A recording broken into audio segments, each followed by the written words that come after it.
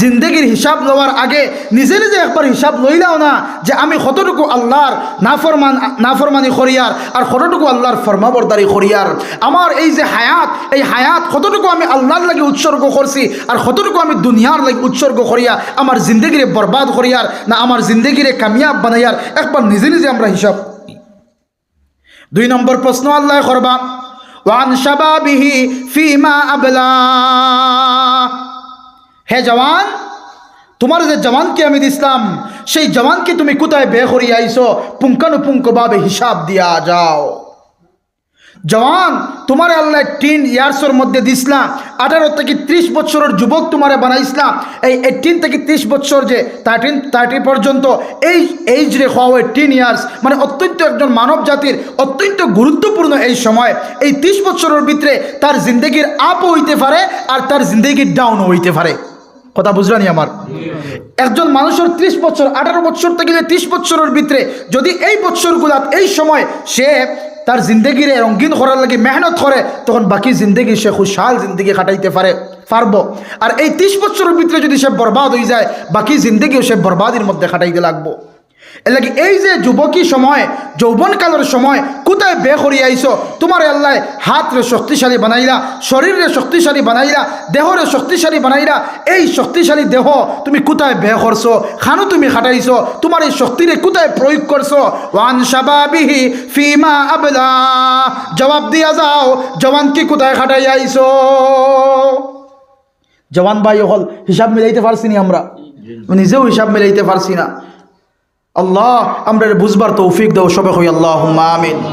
3 নম্বরে আল্লাহ রাসূল আলাইহিস সালাতু ওয়াসসালামে ফরমায়েন, তোমার যে আল্লাহ মাল দিলা, সম্পদ দিলা, তুমি কোন রাস্তা দিয়ে খামাইছো আর কোন রাস্তায় বে করিয়া আইছো, পুঙ্খানুপুঙ্খভাবে হিসাব দিয়া যাও। والذين إذا أنفقوا لم يسرفوا ولم يقتروا وكان بين ذلك قواما। তারা অতিরঞ্জিত করে না আর ক্ষমায় না, ইসরাফও করে না আর ক্ষমায় না, মিডিয়াম পন্থা অবলম্বন করিয়া তারা খরচ করে। এই খরচ করনেওয়ালা মানুষ আল্লাহর দৃষ্টিতে ইবাদুর রহমান, রহমানের মায়ার বান্দা বান্দি। সুবহানাল্লাহি ওয়া বিহামদিহি। এই খরচটা খানো হইতো বেশি খরচ আমরা দিনই লাইনে হইতো, বেশি খরচ আমরা দিনই লাইনে আমরা বেশি বেশি করিয়া খরচ করতাম, সদকা খয়রাত বেশি করিয়া করতাম, আল্লাহ রাস্তার মধ্যে বেশি করিয়া আমরা দান করতাম, আল্লাহ রাস্তার মধ্যে বেশি করিয়া আমরা সদকা করিয়া আমরা পুঞ্জিরে আমরা জমাইয়া রাখতাম, ফিক্সড ব্যাংকের মধ্যে আমরা ডিপোজিট করিয়া রাখতাম, ওখানে আমরা স্টক করিয়া রাখতাম, যাতে কিয়ামতের ময়দানও আল্লাহর পক্ষ থেকে আমরা সেই ব্যাংকের সেই টাকাগুলা আনে নেকিগুলা যাতে আমরা পাইতে পারি আর আমরা গাঠ রে ছুটাইয়া আমরা আসানোর সহিত জান্নাতের মধ্যে যাইতে পারি। এইভাবে আমরা খরচ করতাম। এই খরচ দুনিয়ার বিভিন্ন লাইনে বেশি হইতো না, বলকে খরচটা হইতো আখিরাত পাওয়ার লাগিয়া বেশি। আজকে মসজিদের জরুরত পড়ে, মুদরসার জরুরত পড়ে, ইমাম সাহেবের জরুরত পড়ে, আমরা এই জাতীয় ডিপার্টমেন্টও আমরা একবারে খালি শুধু পিছনে হাঁটি। অন্যান্য ডিপার্টমেন্টও দুনিয়ার কোনো তাকাজা আমরা সামনে আইলে লক্ষ লক্ষ টাকা, হাজার হাজার টাকা আমরা খরচ করতে পারি, কিন্তু ইমাম সাহেবের সঙ্গে ইমাম সাহেবের লাগিয়া, মসজিদর লাগিয়া, মুদরসার লাগিয়া, মক্তবর লাগিয়া, দিনই কোনো খামর লাগিয়া আমরা 100 টাকা দিতে বোঝা যায় জান মনে হয় যার গিয়া ওলা অবস্থা। বোঝা যায় আমরা জান মনে যাইব গিয়া ওলা অবস্থা। না দুস্থ হল, বুজুর্গ হল, আমার আল্লাহ রাব্বুল আলামিনে ফরমাইন আল্লাহকুমুত তাকাসুর। এই বেশি বেশি মাল, বেশি বেশি সম্পত্তি, বেশি মালর মায়া, বেশি সম্পদের মায়া, এই যে সম্পদের কিটকিটাই আমরা দরিয়া রাখছি, এই যে মহব্বত যেটা, এটাই আমরা কিতা করেন আল্লাহকুম আত-তাকাসুর, আমরা হালাকতির মধ্যে নের, ধ্বংসর মধ্যে নের, আমরা পরিণাম ভয়ানক করের। কিতা কতটুকু ভয়ানক করব, হাত্তা জুরতুমুল মাকাবির, আমরা কবর পর্যন্ত লইয়া যার গিয়া, কিন্তু মালর মায়া আর সম্পদের মায়া আমরা দিল থেকে এখনো বার করতে পারি আর না। কবরের গাড়ার মধ্যে আমরা যাই আর গিয়া, আর এই মালর মায়া কবর পর্যন্ত লইয়া যাইব গিয়া, কিন্তু এই মালর আর মহব্বতের মায়া দিল থেকে ছুটানির আমরা মেহনত আমরা লাগি আর না। এর লাগে দুস্থ হল, বুজুর্গ হল, ইরাদা আমরা করি আল্লাহর মায়ার যদি বন্তাম আমরা চাই, আল্লাহর রাস্তার মধ্যে আমরা বেশি করিয়া সদকা খয়রাত করব তো ইনশাআল্লাহ। যে সময় যে জরুরত পড়ে, যে সময় যে ডাক আয়, এই ডাকও আমরা লাব্বাইক বলিয়া হাজির হইতাম। আল্লাহর রাস্তার মধ্যে সামান্য বলা আল্লাহর রাস্তার মধ্যে আমরা খরচ করিয়া আমরা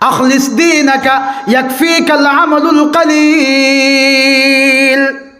আখলিস দীনাক ইয়াকফিকাল আমালুল কলিল। দিনের কোনো আমালের মধ্যে ইখলাস আনয়ন করো। ইখলাসওয়ালা যদি দিনের কোনো আমল হয়, ইখলাসওয়ালা যদি দিনের কোনো আমল হয়, মানে আল্লাহর রাজি আর সন্তুষ্টি করার লাগিয়া কোনো আমাল যদি আমরা করি, এটা যদি সামান্য পরিমাণও হয়, এটা আমরা লাগি কাফি আর যথেষ্ট হয়ে যাব। সুবহানাল্লাহি ওয়া বিহামদিহি। এর লাগি ভাই দোস্ত হল, বুজুর্গ হল, ওয়াল্লাযীনা লা ইয়াদউনা মা'আল্লাহি ইলাহান আখার। আল্লাহর লগে তারা অন্য কারো উপাসনা করে না, অন্য কাউরে ডাকে না, একমাত্র ডাকে কারে? আল্লাহ। একমাত্র রব মানে কারে? আল্লাহরে রব মানিয়ে জিন্দেগি খাটায়, আল্লাহরে তার সব মানিয়ে জিন্দেগি খাটায়। আল্লাহ আমার রব, সেই রবি আমার সব। হই না, আল্লাহ আমার রব, সেই রবি আমার সব। আল্লাহ আমার রব, সেই রবি আমার সব। এই আল্লাহরে রব বলি আমরা স্বীকার করছি, সেই আল্লাহরেও আমরা সব বলিয়ে স্বীকার করতাম। আমার যা কিছু আছে জিন্দগির মধ্যে সব আল্লাহর লাগি, আর আমিও আল্লাহর লাগি। সুবহানাল্লাহ। আমার হায়াতর জিন্দগি আল্লাহর লাগি, আমার মৌতও আল্লাহর লাগি, আমার নামাজও আল্লাহর লাগি, আমার রোজাও আল্লাহর লাগি, আমার হজও আল্লাহর লাগি, আমার যাকাতও আল্লাহর লাগি, আমার জীবনের সমস্ত আমাল খার লাগি লিল্লাহি রব্বিল আলামিন। জানেন, এই পুরা পৃথিবী বিশ্ব ব্রহ্মাণ্ডের সৃষ্টিকর্তা, খালিকে কায়নাত, মালিকে কায়নাত, সেই মালিক রব্বে জুল জালালি ওয়াল ইকরাম লাগি আমার সব কিছুরে আমি উৎসর্গ করনেওয়ালা যদি আমি বনি যাই, তাইলে আমি ইবাদুর রহমান, আল্লাহর মায়ার বনি যাইমু। সুবহানাল্লাহি ওয়া বিহামদিহি।